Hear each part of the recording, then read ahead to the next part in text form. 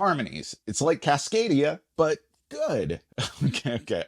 So now that I've hooked, enraged, or otherwise confused all the remaining people by using what's maybe the laziest trick in the critical playbook and comparing two works and relying on institutional knowledge of the former to provide context for the latter, let me elaborate. Cascadia is a wildly popular game that I reviewed for this channel a couple of years ago and frustratedly, perhaps a bit flippantly, accused it of being supremely bland in spite of loving the genre and theme. There are many people who like or even love Cascadia, and that's totally fine. You do you.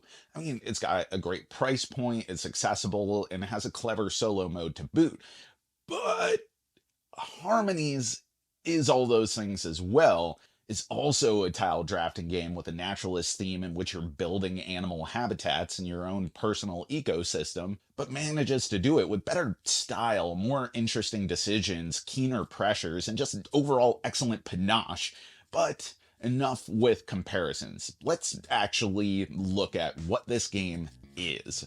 Each turn, you draft 3 cylindrical chonkos of different colors to place in your habitat board, representing different elements that, in some cases, like wood and mountain, can be stacked upon one another, or trees and buildings which can be used to cap off some types, because fascinatingly, the game accounts for human intrusion and possible harmonious cohabitation.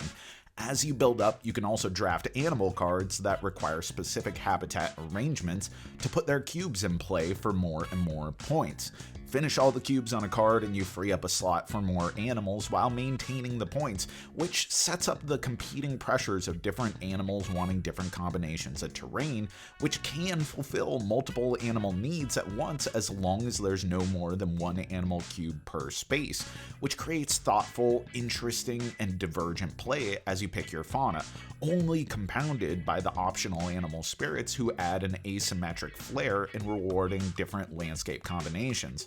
Once the bag runs out of tokens or a player hits 2 or fewer empty spaces on their board, the round finishes and points are animals habitated, spirits satiated, and land masses terraformiated based on the side of the player boards you're playing with are awarded, and most points wins.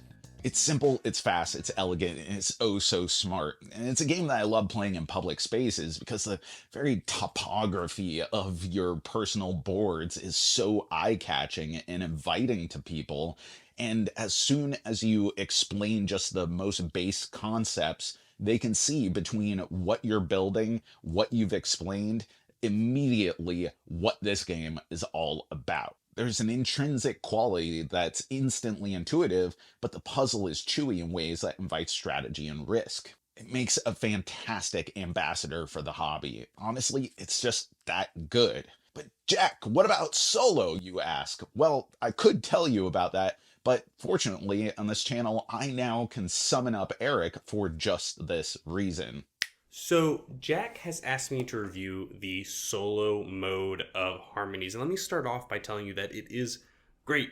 It is exactly what I want out of a solo mode for this game. It is very efficient and quick to get to the table and off the table. You can play through 5 or 6 rounds of this in a night easily with a nice cup of tea, because this is exactly the cozy mode that I was hoping it would have.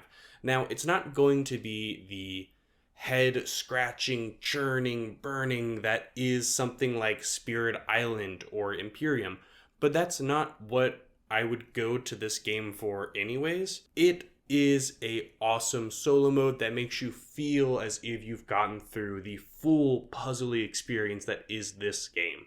Now, as a person who does love Cascadia, I know that Jack and I have much differing opinions on that. I played a lot of solo Cascadia, and since I've played a lot of this, I kind of wanted to put out what the differences are between the two.